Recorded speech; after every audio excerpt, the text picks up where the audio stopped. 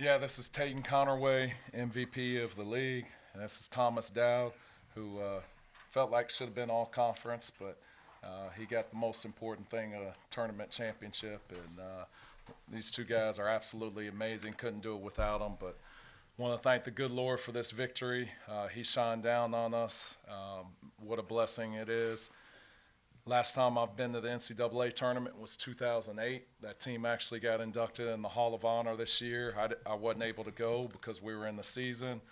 I don't take this for granted by any means. It's one of the hardest things to do, especially in the Sun Belt, because there's 14 teams. They're very, very close in terms of talent and ability. It's a difficult league. It's a gauntlet. I do love the new bracket, the way they set it up. You had the four best teams, in my opinion, playing. There were a lot of teams that were really, really good, but I felt like those four were the best teams. They made it to the Final Four. And then, it was a dogfight with Arkansas State. I have a ton of respect for them. Coach Hodson's an amazing recruiter. They're so talented. He's an amazing coach.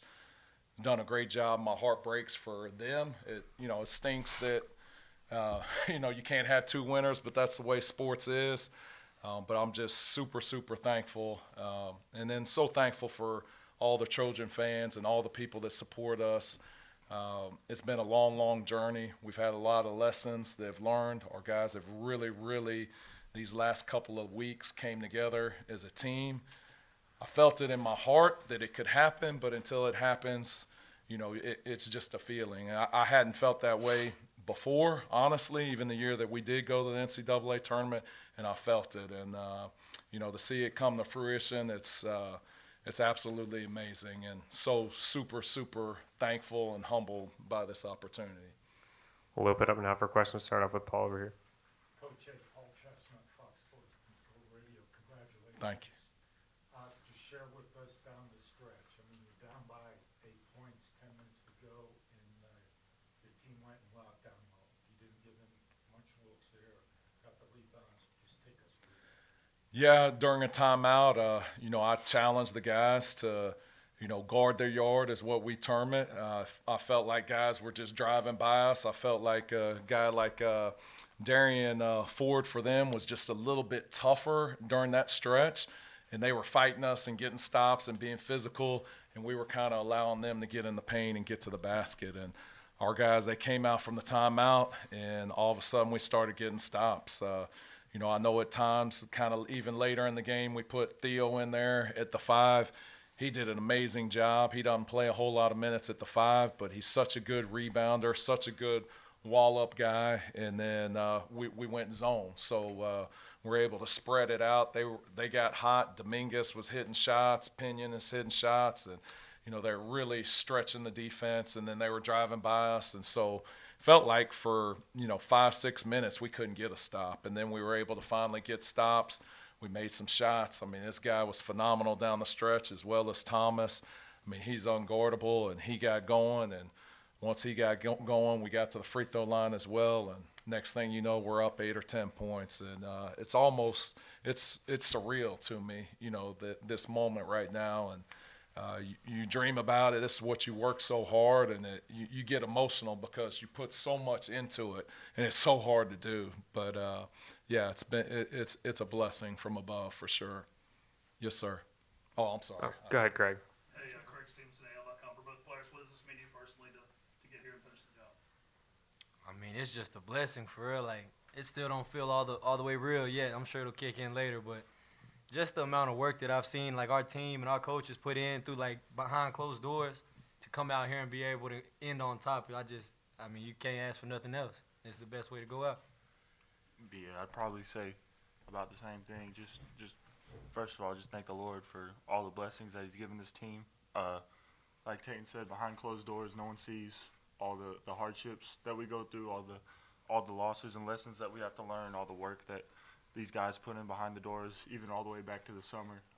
Just to see all of that come to fruition is, like Tayton said, it almost doesn't feel real yet. It just feels amazing. Justin in the back left. Coach, Justin Patrick, Fox Sports, it's Orlando players. Congratulations to you guys. Thank you. Thank you. Hard for us, you guys know that. We always knew that Troy and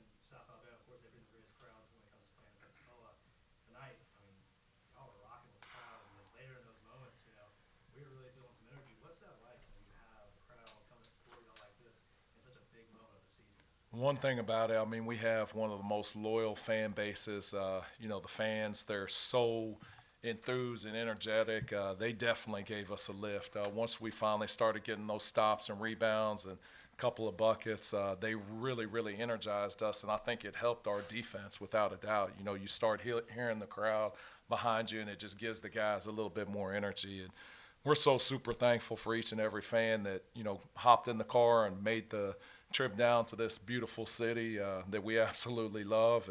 But the Trojan Nation definitely made a difference for us. John, front left here.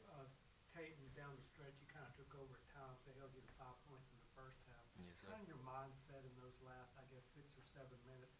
What were you thinking as it was? Well, so I went into halftime and was kind of holding my head down a little bit. I was just frustrated with myself. Stuff wasn't going my way.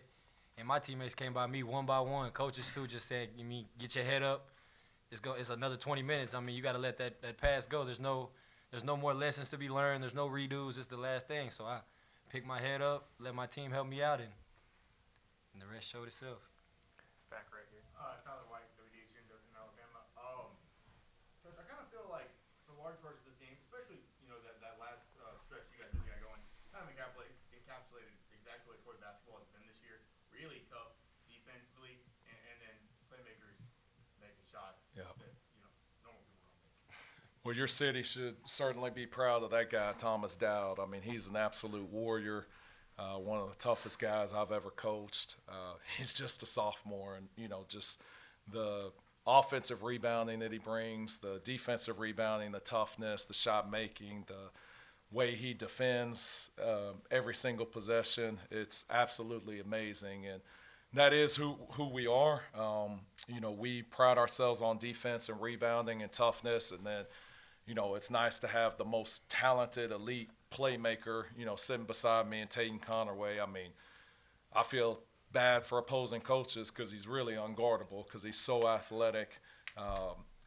They can't stay in front of him, and then if they do put two on him, he finds the open guy with his passing ability. But, one of the best players, most talented players that I've ever coached. I think this guy can play at the very, very highest level, like, NBA like talent. So, he was MVP of the league, and he was very, very deserving. I told him about, 2.5 weeks ago, I pulled him aside. He wasn't quite guarding the ball the way I wanted to. I'm like, hey, Tatum, all we have to do, if you just defend a little bit better and we get a piece of this championship, you're going to win Player of the Year. And, turns out we did. And, that's what we ask the guys all the time. Was it worth it? Was all the hard work worth it, all the sweat, all the tears? And I believe it is, for sure. Let's go with Josh right here in the front. Josh Bowell, Troy Messenger. Late in the second half, I think it was like a 23-4 run you guys went on, and those two had 15. So just how big were they down the stretch, and just what that meant to the team? Yeah, I mean, these guys right here, they've got ice in their veins. It's the moment is never too big for Tatum Conaway, and same for Thomas Dowd. It doesn't matter who we play, Thomas is going to go rebound against them. You could play against Duke or UConn, and he's going to do the same things. And it's absolutely amazing the way that they came through. So tough to do.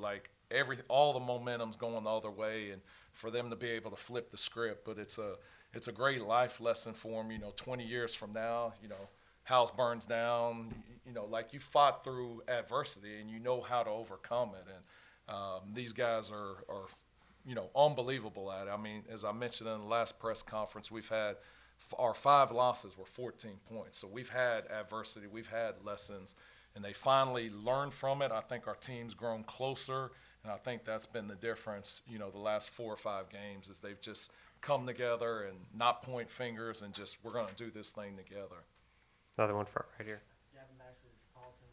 Coach, with the NCAA tournament now coming up to the goal, what is it about this team that could potentially cause chaos in March Madness? Our ability to turn teams over and our ability to offensive rebound, and then having a dynamic, playmaker like Tatum Conaway, and then, you got another guy like Miles Rigsby that's such a good driver, and then you have unbelievable role players going all the way around. And, I say role player, but I mean, that's not a fitting term for Thomas Dowd. What he brings to the table is elite, but his shot making, his ability to put it on the floor, his ability to defend and rebound, obviously Tayton gets a lot of the credit, and deservingly so, but guys like him and Theo and Jackson, I mean, you can't say enough about his ability to defend and wall up and all the things that he brings. And then, Cooper and Marcus, I mean, there's so many things that each of these guys bring to the table. But you can't just, obviously teams are going to key their scouting report on Tayton Connerway, but there's so many other guys that could go off for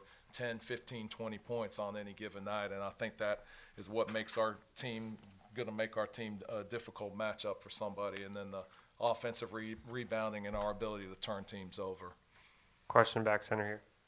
Peyton, in Hattiesburg, you said that all of the long bus rides and flights are worth it for this team. You're going to March Madness with this team. How special is that? Man, that's probably gonna be the best flight right there. But nah, just everything. I mean, even boot camp, that was supposed to be one of the hardest things that we were gonna have to do this year. And I mean, the team was in there 10 minutes early with the music up loud, jumping around. That was a special moment. I knew this team was different because go ahead, Tom. The first day, he always says that, like, whenever he comes in on the first day, all the guys are like drowsy and like we got to do boot camp. First day he came in, we were in there 10 minutes early, all jumping around. I walked in the door and it was almost like how we were after this game. They were hooping and hollering, and you're like, what? This group's different. Like, they're excited that they're going to have to work for 2 hours, without a basketball, and it's going to be the hardest 2 hours of their life. And I knew something special, at that point. But you never know until it happens, and so thankful that it finally did happen. Craig, front right here. Yeah, your depth all year obviously has been big, especially tonight, wearing on, getting to the line, making free throws. Just how big has that been for you? Yeah, it's huge. I believe in playing a lot of guys. I do have confidence. Coach Young on my staff, he subs the 1 through 4, and Coach Gilbert subs our 5s in, and they do a tremendous job. I couldn't do it without my staff. They're awesome, but we have 11 guys that can definitely contribute and make plays, and even our guys that don't get to play, they can play as well too. But we have an 11-man rotation most of the time. It was a little bit shorter tonight, but you can't just, like I said, you can key on Tate, but there's so many other guys that could give you 10 points on any given night. Go ahead, Ben. Ben Griego, Pensacola News Journal. Thomas, talk about the team's defensive mentality during that late stretch where you guys got a few of those stops. What changed on the defensive side? I think just some. I really don't know, but there's something clicked for us. We dropped our, and we just decided we weren't gonna.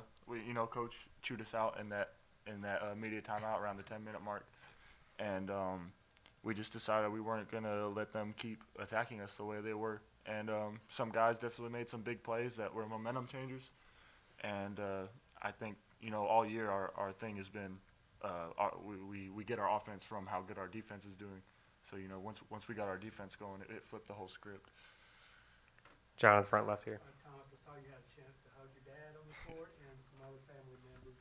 What was that like? It was just amazing. I was talking to my dad about all the, AAU long drives that we would go on, the fights that we would go on, and just my family's come to every home game this year, and even some road games that they didn't have to come to, and just the support from them is really unbelievable. Paul, front left. Coach, your opening statements say you're not taking this moment for granted. You've had some tough luck in this building throughout the years. Yeah. Some big games, you had some big time players go down Yeah. with injuries.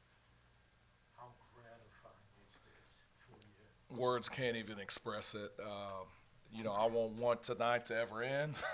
It's just you just want to live in it, hang out with the guys. Just it's so special. I'm so thankful that it finally did come to fruition, and thankful for these guys because coaching is overrated in my opinion. One of the shirts we got our guys is. Wars are not won with weapons, they're won with men. And that's the same with basketball games. It isn't the X's and O's. It's not me drawing stuff up. It's the heart within these guys, and we have a special group, and that's why we won, because these guys have huge hearts. Not want to follow up on that. I know it's early, but, we're gonna be on an NCAA Yeah. selection show. Yes. Any early thoughts? Yeah, I got to talk to my boss man, who's the best boss anyone could ever have. But what I had envisioned, and I thought about it, but I kept trying to get it out of my mind because I didn't want to jinx ourselves. But I thought about it, like just having Baumhauer's and seeing it on the huge screens in there, and eating chicken wings, and just celebrating with all the people that have supported us. And it's something that I kept pushing out of my mind, but I cannot wait for that moment as well. We're going to take two more, one right here, and then we'll go to Justin. Okay. Last week you guys were cutting down the nets for a co-Sun Belt regular season championship. Tate, Thomas, the kind of vibe with you guys was, it's nice, but this is not something that people are going to take legitimately until now. What do you think they're saying now? I mean, we enjoyed the moment. Coach Cross got us some really nice shirts, so we put those on, enjoyed them, and then right after we took the pictures, we all took them off, hung them back up, and we said once we win the final thing, we'll go get them and we'll bring them back out and we'll add another shirt to it. So now we're here. Yeah,